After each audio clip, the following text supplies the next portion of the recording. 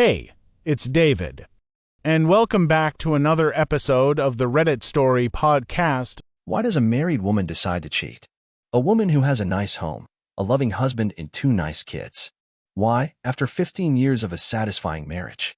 I kept asking this as I read the PI's report and looked at the pictures included in it. Why? I kept asking in my mind, and the only thing I could come up with was that she had a mental failure of some kind. Did she love him? They only met for sex according to the report. No woman in her right mind would do such anything to jeopardize all that she had for a few minutes of guilty sex. Mental illness was all I could attribute it to as the tears ran down my cheeks.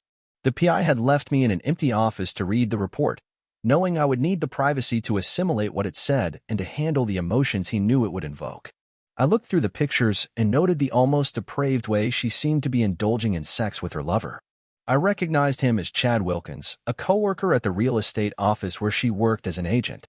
They'd been meeting a couple of times a week at the Motel 6 out at the interstate interchange and occasionally in our house in the guest bedroom. That's where the PI had gotten the pictures, so there was no privacy issue when this went to divorce court. For the first time the PI saw them going into our house, he'd rigged minicams and audio tapes in various rooms there. So now I had to decide how to confront her and win. I'd pretty much determined that I would have to divorce her. There was no way I could condone her cucking me and expecting me to turn the other cheek. I considered myself a Christian man, but the pictures indicated such depravity and lack of respect for me that I could not conceive of any reason for me to forgive her. My name is Frank Noland. I'm 43 and manage a supermarket. The job sometimes requires long hours away from my family, and this is what may have contributed to my wife straying, I thought. But hell, that was no reason to cheat that I could accept. My wife's name is Joan and she is 42. We'd met in college, and from the time of our first date, there was never another woman for me. I loved and trusted her all our married lives. As I said, she works as an agent in a real estate office and spends a lot of time away from the office, as Chad did, and I guess that's what gave them the opportunities to participate in their extracurricular activities. Chad is about our age and married to Mona, a very nice, lovely woman, and they have 2 kids also, about the same age as ours. I'd met them at various family functions the real estate company had supported and always thought they were a nice family. I figured the divorce could be done very amicably with irreconcilable differences as the cause if she cooperated. We made approximately the same incomes, so there should be no alimony, and if our son, Jeremy, 14, came to live with me and our daughter, Kim, 12, stayed with her mother, there would be no child support. The house would have to be sold and all assets split 50-50ths. If she didn't agree to this, then I would threaten to divorce her for adultery, and the PI report with all the pictures, audio tapes, and videos would be made public. I thought about Chad and what this would do to his family, but I didn't know how to handle that problem yet. I guess at the right time I would take the data I had and give them to his wife and let her decide. I knew it would devastate her as much as it was myself, but she had to know the type of guy she was married to, and I wanted some revenge for what he'd done to my family. Just then there was a knock on the door and the PI came in. "How are you doing, Mr. Noland? Do you have any questions on the material?" "No. I guess not. It's all here as I expected." I sadly responded. "Do you want to see the videos or listen to the audio tapes? You might get a better idea of how the events transpired." "No thanks. I couldn't take any more than what the photos show," I answered. I really couldn't take what I'd seen as she'd totally given herself to another man, and so I got up and prepared to leave. On the way out, I wrote the PI a check for the balance I owed him, and taking his report with the photos, audio, and videotapes, I left his office. I'd taken the afternoon off and decided to just let the assistant manager handle things at the market. It was good training for him, and he could reach me on my cell if needed. Stopping at a park near our home, I mulled over in my mind the events that had led me to discovering my soon-to-be ex-wife's adultery. I didn't want to go the house we called home because I could no longer think of it as a home, just a house where we ate and slept. I decided I would have to try to hold the family together as long as possible for the sake of the kids, as they needed the security of a home. Joan is an attractive woman and keeps in shape with workout and the activities related to her job. She isn't svelte by any means, as she'd filled out some after the kids were born, but I noticed she'd lost a little weight and was tired a lot lately, which I'd put down to a new diet. She still looks very nice to me. Our sex life had been frequent up to a few weeks ago, and very loving but bland mostly, using the missionary position and little or no oral sex. I thought about broaching her on spicing up our sex life, but was always afraid of her reaction to some of the fantasies I had. I didn't catch on right away as to the reduced frequency of our mating, but looking back, she didn't want to have sex with me on the days she'd been with Chad. But all other times our love-making continued as before. It was when I accidentally saw a bank billing for her personal business card and noted charges to our local Motel 6 that I became suspicious and decided to do some checking. The PI's report was the result. Maybe I should have confronted her about it then, but if she was cheating, I wanted it documented. It was very expensive, and I'd had to go into our retirement savings to pay for it. I determined that if he found out what I expected, I wouldn't have to worry about growing old and retiring together someday. The thing that bothered me the most was that she never seemed to change her loving attitude toward me even as she was having her affair. I wondered about how she could be so two-faced about it and act like nothing had changed in her life. She must be a good actress, I thought. What she was doing with Chad indicated she'd lost her love and respect for me as her husband and lover, and her insidious behavior must be dealt with. As I sat in the park where we'd taken our kids so many times as they were growing up, I could feel my eyes tearing up again, and my thoughts went back over the 15 years of what I thought was an ideal marriage.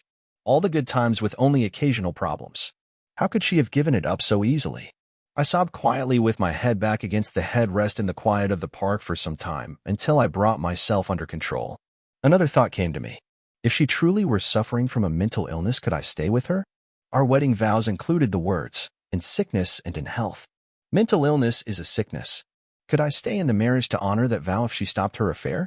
But the marriage vows also included the words, "and forsake all others," and she had certainly not done that. I decided that I could never trust her again, and if I can't trust her, even though it's caused by a sickness, I couldn't live with her. How could I control her and work too? So divorce was the only solution. Next, I considered how to manage the break with minimum impact on the kids and without having a major confrontation with her, but first I needed to find and talk with a divorce attorney. Using my cell, I called our attorney to get a recommendation from him. Jerry was surprised when I told him what I wanted, but provided me with a name, Ron Jenkins, and a phone number. Before hanging up, I asked him to rewrite my will, removing Joan and naming our kids as the sole beneficiaries. I immediately called and made an appointment for the next morning with the divorce attorney. Then I decided to go home and try to act normal for a few more days. When I got home, Joan hadn't arrived yet, but the kids were home from school and doing their homework. I was proud that they disciplined themselves, with a little help, to do it as soon as they got home from school. "Dad," Kim asked, "what are you doing home so early?" "I had some business to take care of, honey, and rather than going back to the store afterward, I just came home to check up on you guys." "Oh, Dad, you know what hard workers we are," she responded with a roguish grin as we hugged.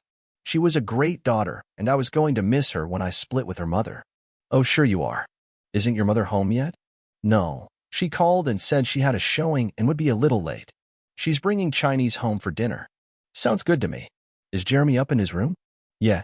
I wondered if Joan was meeting Chad this afternoon at Motel 6 as I went upstairs and rapped on Jeremy's door. I'd pulled off the PI as I had all the information I needed, so wasn't keeping track of her affair as I had before. Jeremy opened the door and I ruffled his hair and hugged him. "What's up, Dad?" "Nothing, Ja. Just letting you know I'm home." "How's school going?" "Good. No complaints." We talked for a few more minutes, then I went downstairs and made myself my favorite drink, scotch on the rocks, while I waited for Joan to get home. She came in a half hour later looking a little tired and pale, even a little grayish, and with her recent weight loss it made her dress hang a little loose on her. Funny, I thought, she hadn't mentioned going on a diet. I watched as she took the bag of Chinese into the kitchen and hugged Kim. Then she went and called upstairs for Jeremy to come for dinner before turning to me with a smile that lit up her whole face. "How was my darling husband's day?" she asked with a kiss on my cheek. "Fine," I responded, returning a kiss to her cheek. "Are we grouchy about something today?" she asked with a questioning look on her face. "No, I'm fine, honey. Just a busy day," I responded, trying to act a little more cheerful. She looked at me with a funny expression on her face, almost like guilt, I thought, and went back into the kitchen. I finished my scotch and went out to the kitchen to help her set the table while Kim poured the water glasses. She seemed to love me as much as she always had, and it really puzzled me as to why she was suddenly needing extra sex and risk our marriage. But it would soon be a moot point since the divorce would proceed, no matter the reason for her adultery. We had a pleasant meal together as Joan told us about the showing that had delayed her. It seems it was a rather large, expensive house and her commission would be considerable. I didn't know or care whether there was a real showing or she had just indulged herself with her lover instead. I was past caring, but I tried not to reveal my inner feelings for the kids' sake as we ate. Afterward, the kids cleaned up the kitchen, and while Joan was upstairs putting on more comfortable clothes, I went into the family room to watch the news. I heard the shower running upstairs, and I wondered if she was washing off her lover's smell so she could give me a guilty seconds tonight. I was getting mad about her affair and beginning to think about an appropriate revenge. That night she did try to initiate sex, but I put her off and rolled over away from her. I feigned sleeping, and I could hear her sigh as she turned away. The next morning I was up early and out of the house before the rest were up. I left a note explaining that an important project at work needed to be finished today, and I needed an early start. I really was finding it very difficult to function normally around Joan, and I needed the time away from her. I did finally get into work and managed to get a few things done before I had to leave for my appointment with the divorce lawyer. When I arrived at his office, I had my copy of the PI's evidence with me. His secretary ushered me immediately into his office, and after introducing myself, I explained what I was seeking in the way of a divorce. He glanced through the pictures and read the report and agreed that it was a reasonable plan and could be handled very easily if she agreed. If she didn't, the report, pictures, and other data would provide strong leverage to get her to agree. I asked him when he could be ready to serve her with a notice of divorce, and he responded by telling me a couple of days. It would take that long to prepare the papers, file them at the courthouse, and then prepare copies for serving. I asked if he could put one of the photos of her and chat with the divorce papers to be served so that she would know immediately the reason. He promised he would do that, and he would call me as soon as the papers were ready to serve. I left and headed home. Now I had to decide how to break the news to Jeremy and Kim. The breakup of the family without any warning will devastate them, I was sure. I couldn't warn them ahead of time as Joan would know before being served, and part of my revenge was going to be having her served at the real estate office. I planned it to be a total surprise that I knew about her affair. That and the notice of divorce should shock her into suddenly realizing what she had lost. It might also signal to Chad that his marriage might be in trouble also if he was there or heard about it. The kids were my biggest concern, and I had to figure a way to break it to them gently. I spent the rest of the day looking for a furnished apartment that I could call home temporarily until I found something more permanent. I finally found one and put down a deposit to hold it for a few days and then headed home. Joan was home when I got there preparing dinner. When she saw me, she smiled and gave me a warm kiss. Lord, I thought. This woman can act, and if she can do it, I can too, and returned her kiss with some passion. Easy, big boy. Wait till tonight, and I'll give you what you're looking for. Kim, who was doing her homework at the dining room table, cried in disgust. Mom, that's icky. Sorry, honey, Mom got carried away for a minute. Joan laughed. I wondered if I could stomach making love to her, but she might start getting suspicious if I didn't respond to her sexual overtures. I'd put her off last night, but I couldn't put it off 2 nights without an exclamation. If I could, I'd have to do it. What's for dinner? I asked with my arms still around her waist. It's going to be burnt chicken and biscuits if I don't stop playing with you. She responded with a grin at me as she returned to her meal preparations. That night she slid into bed naked, but I noticed she appeared thin, and I was about to ask her why she was on a diet when she grabbed me and brought her mouth to mine. When she relaxed in my arms, she asked, "Oh, Frank, I do love you. You'll never know how much," she whispered to me as she returned my kiss. This is too much, I thought. She's screwing around on me and professing her love for me at the same time. I'm a loved cuck. How rich can it get? Well, she'll soon discover my love for her. I love you too, sweetheart. There, take that, you slut. She snuggled up to me and we fell asleep together. The next day and night was a repeat of that night, and she said, "You are my dearest love, and I want to tell you that you are the greatest lover in the world." I couldn't let that go by. I love you, sweetheart, but how do you know I'm the greatest lover in the world? How many guys have you been screwing? She hesitated a moment before responding, and I could almost hear the gears grinding as she tried to come up with a suitable response. "You're the only one, my darling." I said that because I couldn't see how lovemaking could get any better. Good response. She is quick. Well, tomorrow you're going to get my response, you witch, I thought.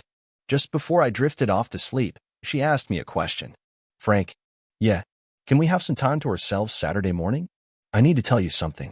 I'll take the kids over to my folks and we'll have a little sit-down discussion. What the hell? Is she going to confess? Well, too late, baby. Sure, fine with me. What's up? I'll tell you then. Okay. I had some difficulty getting to sleep after that, thinking what would probably be going down tomorrow and how I was going to handle everything. I wondered how she was going to handle her confession. She'd make it all my fault probably. Hell, I was the best lover in the world and she loved me, so how could it be my fault? The next morning I was up early again and headed to IHOP for breakfast. I didn't want to see or talk to her again. It was all over now. Later, after I got to work, I called the divorce lawyers to check on the status of the divorce filings, and he told me they had been filed yesterday and they were ready to serve. I arranged to have them served on Joan at 3 p.m. to give me time for what I had to do. Then I took the rest of the day off. Before I left, I asked my secretary that if my wife called, I was out on business. Joan had gone to work and the kids to school when I got home, so I changed into work clothes and then went out and rented a small moving truck from U-Haul. Going back home, I began to load my personal belongings, clothes, computer, etc. I even wrestled my favorite recliner into the truck and then prepared to head for the apartment I'd rented. Just as I was getting into the cab, the next-door neighbor came over to see what was going on. "Frank," she asked, "are you guys moving?" "No, just me." "What's going on? Are you having problems?" Joan had found other interests, so I guess it's time to move on. "Oh, that's too bad, but I can't imagine Joan doing anything to screw up your marriage." "Well, you can talk to her when she gets home tonight." "I'm not sticking around. See you, Alice." I drove away, leaving her watching me with a puzzled look on her face. I knew that before the day was over that most of the neighbors would hear that Joan had been screwing around on me, and I left her. Alice was the neighborhood gossip. After unloading the truck at my apartment, I turned it in and picked up my car. Returning to the apartment, I stowed everything away, showered, and changed my clothes. After lunch, I went down to our bank and took half the money in our household account and transferred it to my own account, and then spent a couple of hours taking care of insurance and other items that needed changing. At 2:30, I drove over to the middle school where the kids were attending and waited for them to leave. It took a few minutes to pick up the kids before they got on their school bus. They were both puzzled by my being there as we headed home. "How come you're picking us up, Dad? What's going on?" Kim asked. "I'll tell you in a minute, honey." I told her as I pulled into the park near our house and parked the car. Kim was sitting in the front seat beside me and Jeremy was in the back as I turned to them, both looking very confused. "This is very hard for me to tell you this, but I've left your mother. You'll be living with her until we work out the custody arrangements, but I have my own apartment now, and I'll no longer be living at home." "Why, Daddy?"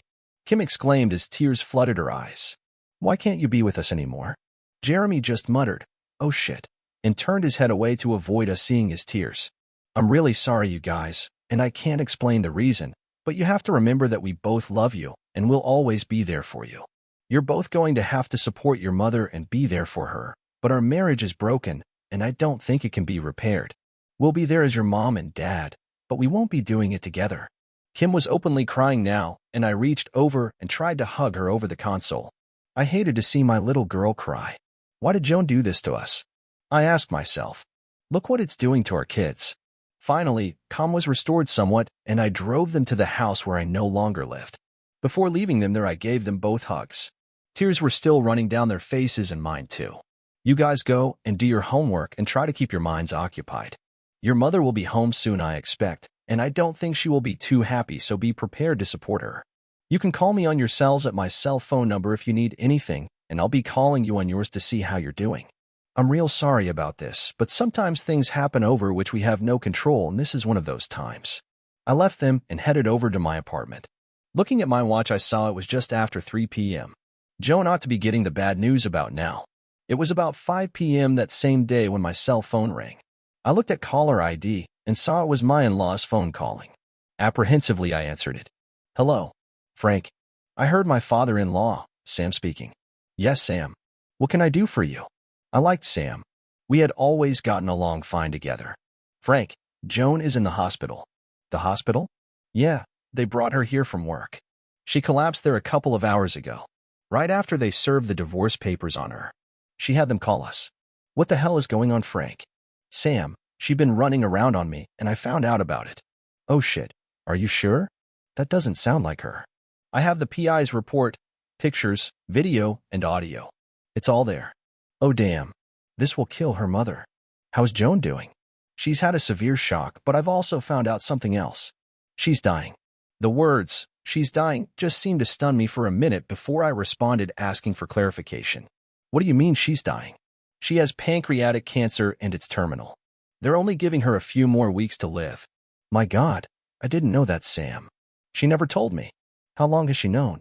She's pretty heavily tranquilized, but she was able to say about 3 months. She's really distraught. Can you come to the hospital? I think she wants to see you. My mind was in a maelstrom of confusion. Joan terminal? What did I want to do? Damn, I've already told the kids I'm leaving her. The kids? Oh shit, they're home alone. I'll come as soon as I can, but I've got to see about the kids. They're at home alone. Where are you at? I'm over in my apartment. You had it all planned out? Yes, I wanted to hurt her as much as she hurt me. I loved that woman and I trusted her. There are no excuses for breaking vows we make before God. I guess I can understand that. I've got to get over to the house now. Do you know how long they're going to keep her there? At least overnight. They want to keep an eye on her. Okay if I bring the kids up this evening? I think she prefers they stay away. She'll be going home tomorrow. She should be able to cope better then. Are you going to make it here tonight? This is such a mess.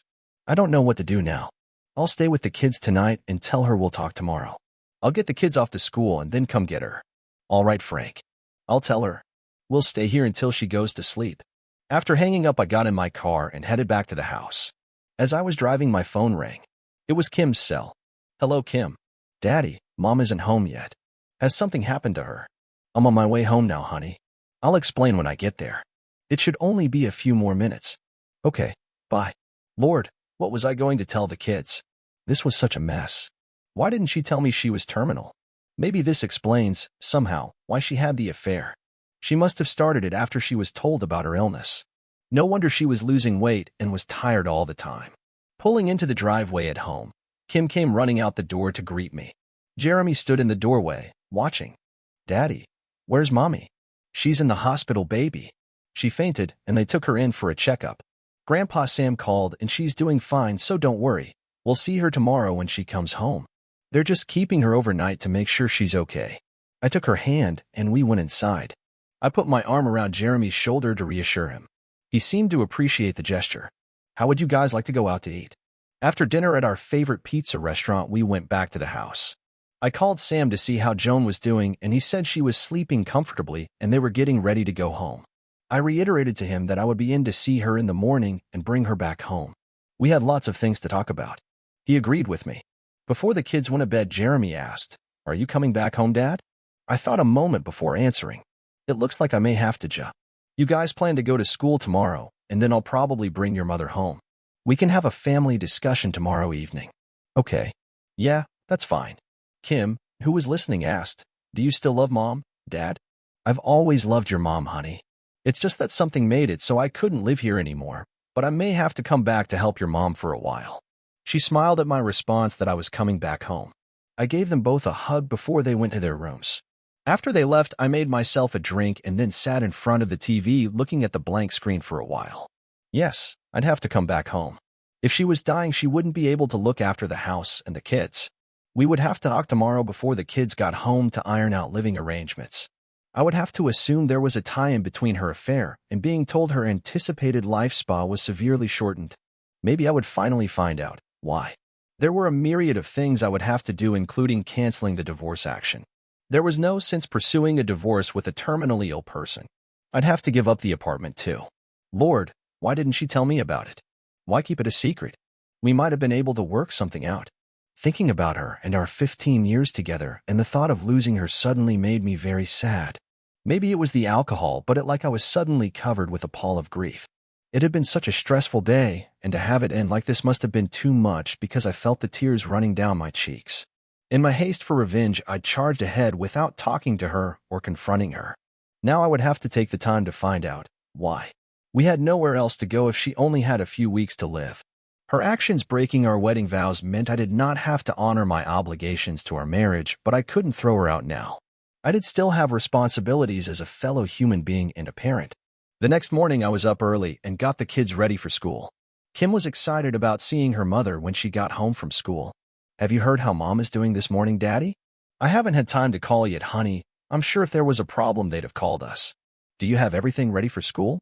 Yes, it's all in my backpack. Okay then, let's get going. The bus will be along in a few minutes. You all set, Ja? Yeah, I'm ready. Okay, see you later then. Have a good day. After they went out, I stood on the porch watching until the bus came and then went back inside. Before I picked up Joan, I needed to bring my stuff back home, So I called the truck rental place and got the same truck reserved. They promised to have it ready as soon as I arrived. I called the hospital and asked for Joan's room. She was having breakfast when I called, but started crying as soon as she heard my voice. "Oh, Frank, I'm so sorry. Can we talk? I'm going to come get you about noon, Joan. I have some things to do first, and after we get home we can talk. Are you sure they're going to release you?" "Oh, yes. The doctor was in, and he said I could go home this morning. I'm so sore." "Save it until we get home, Joan. I'll see you later." I broke in gently. "All right," I heard back in a small, weepy voice. Putting on my work clothes, I headed for U-Haul to pick up the truck. It took a little less than 2 hours to get my stuff moved back home. Then I showered and changed clothes again and took the truck back to U-Haul. I picked up my car there and headed to the hospital. Joan was waiting for me, all dressed, sitting in a wheelchair in the hospital lobby when I got there. Her parents were with her, and I was stricken by her appearance. Since I'd seen her yesterday morning, she looked like she's aged 10 years. Her eyes were red and swollen from crying, and her pallor was almost a grayish yellow. However, I steeled myself from taking her in my arms. "Are you all ready to go?" "Yes, they released me a little while ago. I've just been waiting for you," she sobbed out. "Come on then," I told her with some kindness in my voice, as I didn't want her to start a scene in the hospital lobby. "Let's go home." Sam spoke up then. "She's our daughter, but she's your wife, and we gave her to you in marriage. If your marriage is finished, we'd like to have her back with us." "I hear you, Sam, and I recognize my responsibilities as a husband, even though your daughter has broken her marriage contract with me. We'll be talking when we get home, and I'll let you know." "Okay, Frank. If you go get your car, I'll wheel her out when you get back." "Thank you," I responded as I hurried out to get my car. Later, as we drove home, Joan started to speak. "Frank, I'm so sorry. I know nothing can tell you how sorry I am." "Joan, why don't you wait until we get home? We'll have time to talk before the kids get home." "Are you going to throw me out, Frank?" "No. If you are as sick as your dad says you are, then we will stay together. This is going to be very hard on Jeremy and Kim. I've already told them that we were splitting up, but not why. I've rented an apartment and moved out yesterday, but I moved back home this morning. I guess the biggest thing you're going to have to explain to me is why. Why did you do it, and why did you do those things with Chad you never did with me? I think I deserve an answer, and when we get home, I want you to tell me why. If your dad hasn't told you, I hired a PI and I have his report with pictures, video, and audio recordings when you met Chad in our guest room. So there's nothing you can say that will disprove your actions." Joan just sat in the passenger seat with her head down, quietly crying. "All right, Frank, I'll try to tell you." We drove along in silence, except for her weeping, until we got home. I helped her inside and up to our bedroom when she said she'd like to shower and change her clothes before we sat down to talk. While she was doing that, I made us soup and sandwiches for lunch. After lunch, we sat at the kitchen table across from one another and looked at her. "Go ahead, Joan. I want to hear it now before the kids get home." "All right. I don't know whether you remember or not, but about 3 months ago, I was having stomach pains I thought was indigestion or heartburn. Well, after a couple of weeks and the pain didn't stop, and I couldn't relieve it with antacids, I went to see our family doctor, and he sent me out for tests and a CAT scan. I did all this without telling you because I didn't want to worry you or the kids unnecessarily. My job lets me get out of the office at odd times, and I took advantage of it. When he got the results, he made arrangements for me to see an internist. He did some more tests and finally told me I had a case of pancreatic cancer, and there wasn't much they could do for me.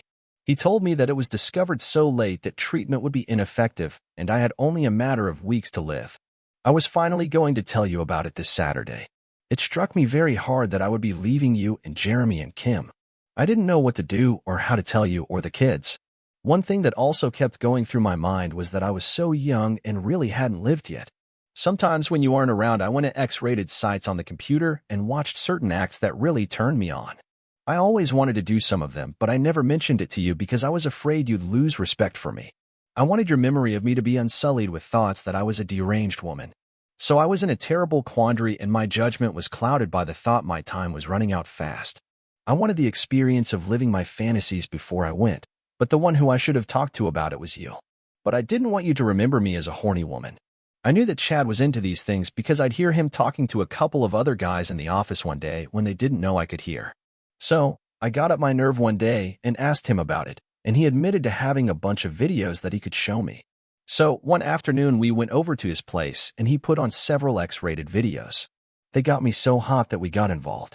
It wasn't as good as I'd hoped it would be or as fulfilling as when we did it, but I kept hoping it would get better.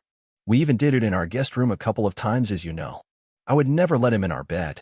The last time we did it was in the guest room, and I tried to make it as good as the videos showed it to be, but I couldn't enjoy it, and I finally convinced myself that it was never going to get better, so I ended it with him. I know that what I did was terribly self-centered on my part, and I did it without thought of you or our children. My only excuse is that when I received the word that I was terminal with only a few weeks or months to live, my mind went blank, and I could only think about myself. Now I want to sincerely apologize and be allowed to come back home and spend the time I have left with my family. There is no way I can ever atone with what I've done, and I can't ask you to forgive me, but I hope you can someday. I know that your respect for me I tried to preserve is totally gone because of my actions. I'd hoped when I started my affair that I could live my fantasies and keep it a secret because I knew if you found out you would take the actions you did. I'm ready to take whatever punishment you want to give me because I need in my soul to be cleansed of the sins I've committed. You are the one I love and respect above anyone else, and I need your punishment for my absolution. I sat there for a few minutes after she had finished looking at her. She had turned her face down looking at the table and continued to do so, waiting for my response. Finally, I determined what I needed to say in response to her confession.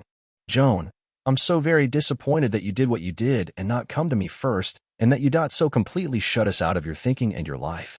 I can understand the shock when you were informed about your shortened mortality, but to completely cut yourself off from me because you wanted to do something that you were afraid I would have found offensive is beyond my reasoning ability. I would have gone along with anything you wanted to do.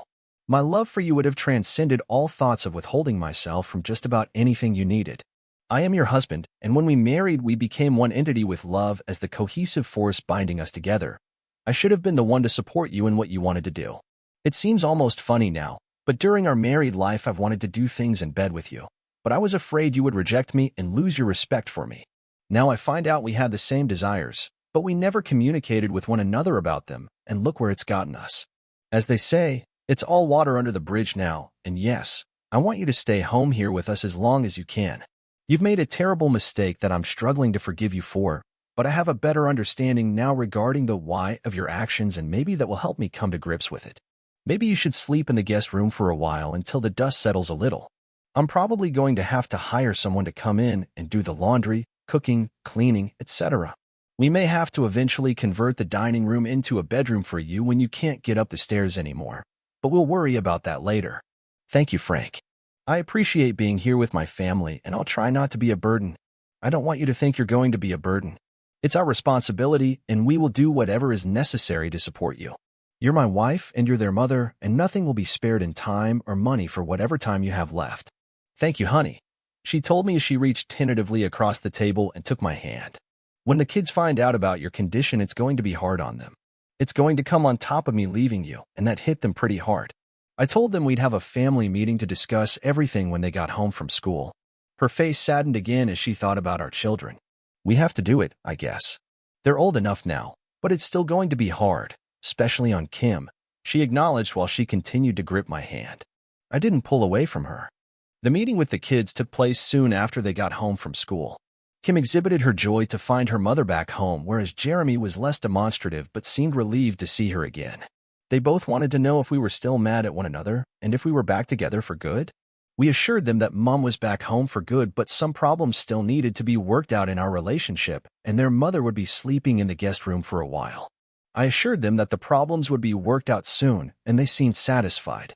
I guess it was my job to go on to the family discussion that was not going to be pleasant, but had to be done and put behind us so we could go on. You know, guys, there are some other changes that we need to talk about. Your mom won't be going back to work. She'll be staying home, and we're all going to have to help her as much as we can. We'll be hiring someone soon to come in and help while I'm working and you're in school, so she won't be alone. Kim, looking puzzled at first, was the first to speak. Are you sick, Mom? Joan was sitting beside Kim and put her arm around her shoulders. Yes, I am, honey, and it's going to get worse. Kim's eyes widened as she absorbed why her mother had told her. What is it, Mom? It's cancer, baby, and it can't be cured. You're not going to get better? Comprehension was dawning on Kim's face, and I heard Jeremy mutter, "Oh shit."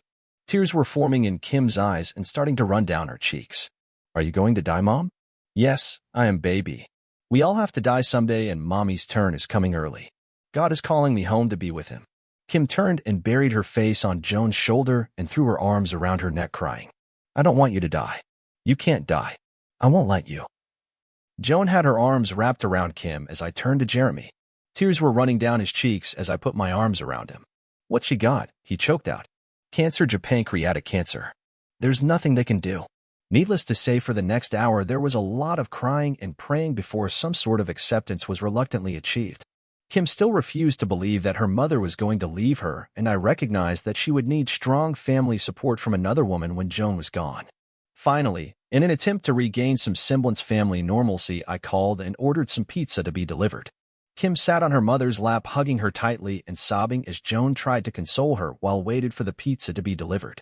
I was amazed at how well Joan was holding up, but knew that she was a good mother and would be there for her children as long as she could. Tears were running down my cheeks too. After a couple of days, there was a degree of acceptance to our situation. Our parents and siblings were informed, and they gathered together to provide support. Joan's mother, Marge, moved in with us and took charge of the household. Of course, Joan had to relinquish the guest room for her mother, and I was happy about that. I'd missed her in our bed, and by making her stay in the guest room, I determined it was just a cheap revenge against a terminally ill woman, and I couldn't rationalize doing it anymore. The first night was very teary and emotional. It was a night of reconciliation. She told me that she loved me and got down on her knees to ask for forgiveness. I could not hold any more and hugged her. We did not talk that night. She just held on to me and slept. Joan lived for another month, and at the end she was so heavily sedated that she just slid away from us. I was there, holding her hand, as she left me. Even though her death had been anticipated, I was still grief-stricken for quite a while. Thankfully, Marge stayed with us after the funeral for a while, but she had to leave eventually to go home and look after Sam. I hired a housekeeper to come in and prepare the evening meals and clean. The kids and I learned to do the laundry, so we managed to get by. A night before she died, she held me and whispered, "I always wanted to die before you." I looked at her puzzled. "You can live without me, but I cannot live without you. Find another wife after I am gone, because Kim needed another woman to confide in and guide her, and you would need a companion too. I have not yet started to date again. I don't see that for some time, and I'm still wondering whether to break up Chad's happy home or not. I'll let him sweat a little while longer."